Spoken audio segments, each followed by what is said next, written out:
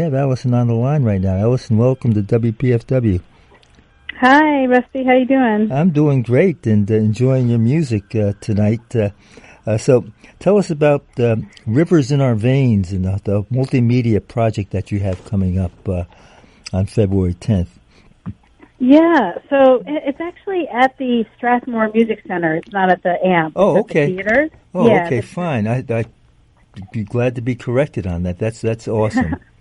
Yeah, it's at the theater, and yeah, it's a piece of music. It's a suite of music that I wrote a few years ago. It's been in development, and it's pretty much it's all about celebrating our waterways, and the inspiration for the piece came from 5 specific rivers, including the Potomac River. And it started off as a body of music to feature my band and to bring awareness to our waterways, and then it just kept growing. And as I was writing the piece, I realized that I wanted motion more than just musically. I wanted a visual motion. So that's when I brought in dancers, and now the piece includes 2 tap dancers and a contemporary dancer. And then as the piece grew even more, I decided that I wanted imagery. So we also have live video projections that are improvised with us as we improvise through the music. Oh, fantastic. And, fantastic. Yeah, it's a really, really fun and kind of captivating. I think it's a captivating project. So, well, let's go back to the beginning. Now, you grew up in this area, and I was wondering, how did you get started on the drums? What made you gravitate towards that instrument? I always wanted to play the drums. I don't really remember a time where I didn't want to play the drums, so I think it just came naturally for me. And luckily, my parents were both music lovers, and my mom is a musician, and my father is a recording engineer. So my first introduction to jazz, I had already started playing drums, but my first real introduction to the kind of jazz that I ended up gravitating towards came from sitting, on the staircase of my childhood house and listening to all these great DC jazz musicians make records in my basement. Wow. With my dad. Okay. And, I met Keeter Betts that way, and Tommy Cecil, and, so many great DC legends made records there. And that really kind of got me on the train to playing jazz. Absolutely. Wow. What a great introduction to the music.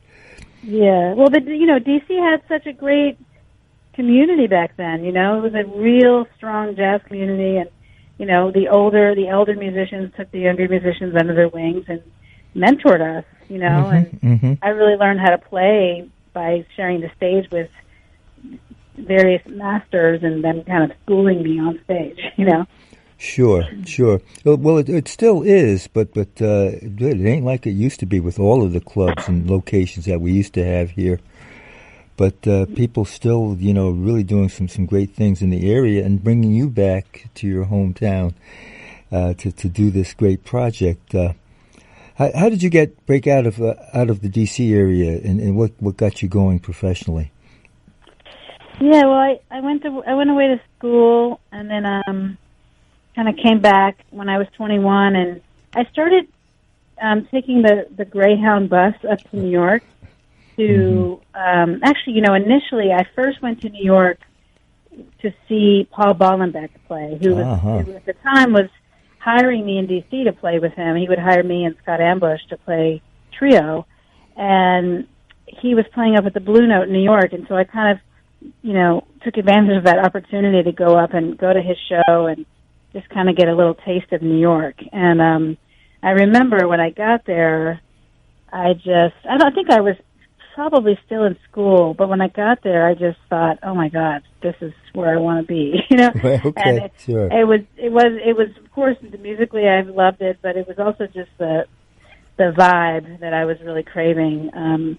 So a couple months later, after I graduated college, I started really taking the bus up regularly to go and sit in at jam sessions and play. I started getting called for a few gigs, and that kind of just snowballed. And within 3 months, I had moved to New York.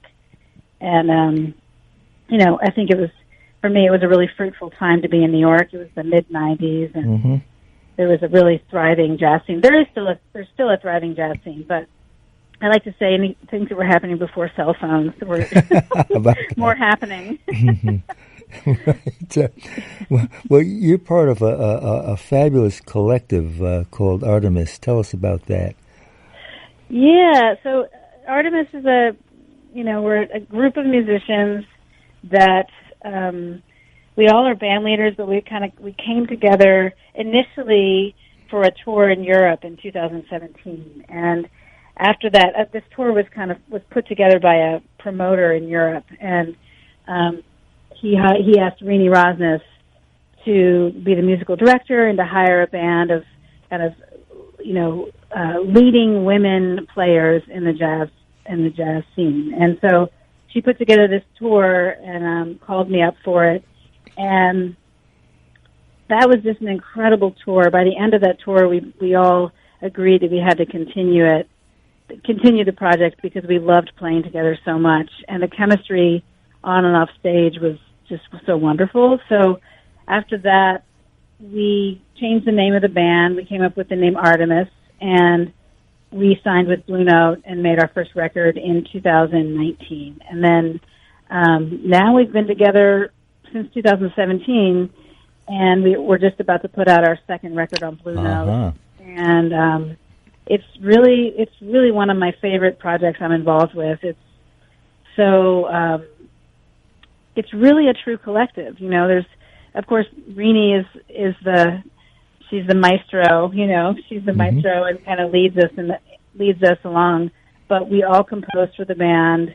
We all have equal say in what decisions are made for the band, and the chemistry is just incredible. It's really a wonderful thing, and it's really I feel very proud every time we get on stage because it feels like we're really playing on a high level and also just representing something that needs to be represented in jazz, and especially for young jazz musicians to see. Oh, absolutely. Well, along with Rini, you got Anat Cohen on clarinet, Melissa Aldana on tenor sax, Ingrid Jensen on trumpet, Norika Ueda on bass, and you on drums, and Cecile McLaurin-Salvant doing vocals on some of the cuts on the recording.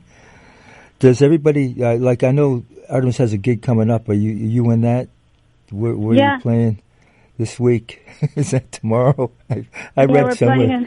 We're playing in Boston on Saturday. Saturday, I knew that was coming up soon. Yes, awesome. So Artemis in Boston, and you next week at Strathmore. Again, who will be working with you on your Rivers in Our Veins project? Yeah, the Rivers in the Veins project the band is Carmen Staff on piano. She's an incredible pianist. She's Dee Dee Bridgewater's musical director, and Todd Stickles on bass, who has been a long time partner in the rhythm section with me, and Jenny Scheinman on violin, Jason Palmer on trumpet, Ben Goldberg on clarinet, and then the dancers are Claudio Rajanerto on tap dance, Luke Hickey on tap dance, and Malik Washington, contemporary dancer. And the video projections are by Todd Winkler. So it's a big crew of us. Absolutely. And, for ticket information, you can call 301-581-5100, or better yet, go to the website at strathmore.org. And again, Allison, it's really exciting to talk with you. And tell us about the title, Goddess of the Hunt, from Artemis. Goddess of the Hunt, yes. Well, Artemis was the goddess of the hunt. Okay. And right. Absolutely. And I really wanted to write a piece in honor of Artemis. And this piece for me feels like what I imagine the feeling of the hunt feels like before the pounce. Okay, Allison Miller. We'll hear you with Rini Rosnes, Anat Cohen, Melissa Aldana, Ingrid Jensen, and Norika Ueda. And thanks again for calling in tonight. It's been a delight talking with you. Yeah, you too, Rusty. Thank you. So we're going to get a good turnout. I know this show at Strathmore will be sold out. Thanks again for calling. Thanks, Rusty. Bye-bye.